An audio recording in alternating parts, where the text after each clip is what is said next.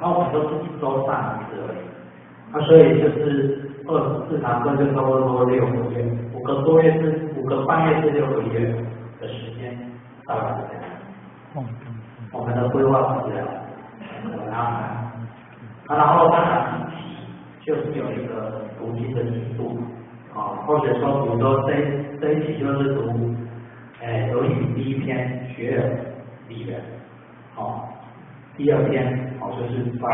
第一篇学而为政，第二篇发义，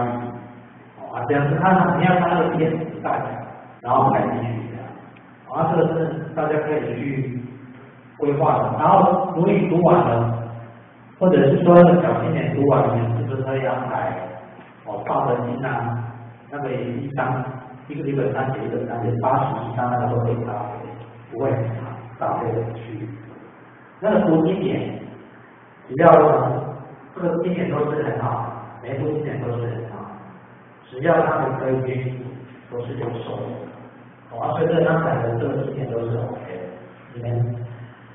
今年道场的一个规划去安排多好，这样。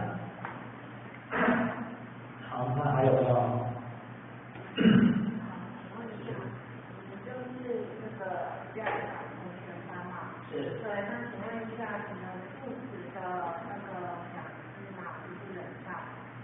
说你们要去家长的话，例如说我们这个家长班里面的家长，例如说有10位，你们这个人才的老师是不是有规划说我们要去家长，有没有规划说我们这一组还是那一组，你们都是怎么去家长这样子？就是对，然后跟组，例如说我们这3位是人才老师，那我们有没有分说我们要带成家长？你们是怎么去照顾，就是照顾这些甄选这些家庭，然后就是去家访这样子。这个问题。好。那个像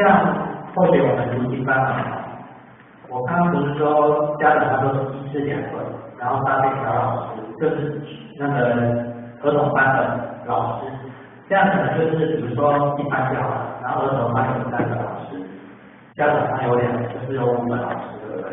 家长班跟儿童班就有5个老师，对不对？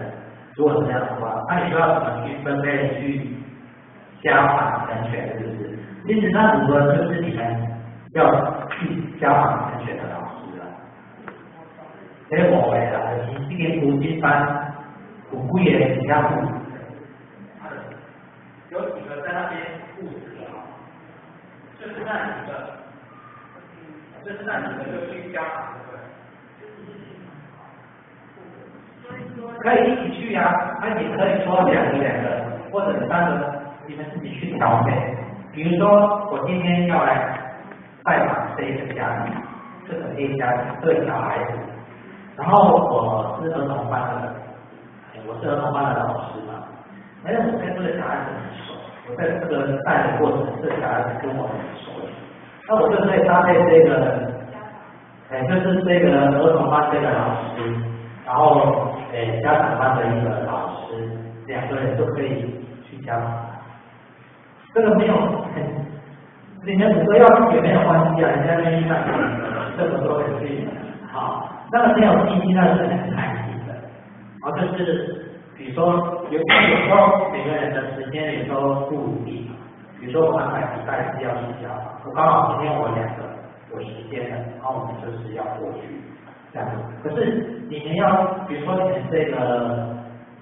读经班的这5个师公老师，比如说我们今天要去家访这个家长的时候，或者里面你们要去了解说这个小孩子的读经的状况，你们要去拜访的人要去了解这个小孩子的读经的状况，或者是说了解你那个班主任，就是家长班，他们提供说这个家长在3个时期，有时候去的人可能不是家长班的班主任要去的，可能是有另外2个，你要跟他了解，让他了解，要去家访的时候了解说，这个上课的情形是怎么样，这个家长的个性是怎么样，因为你在家长班带到他的情形会好，小朋友那你也要知道跟小孩子的那个心，你去的时候，你才可以给他们聊。所以这个是去的时候，你们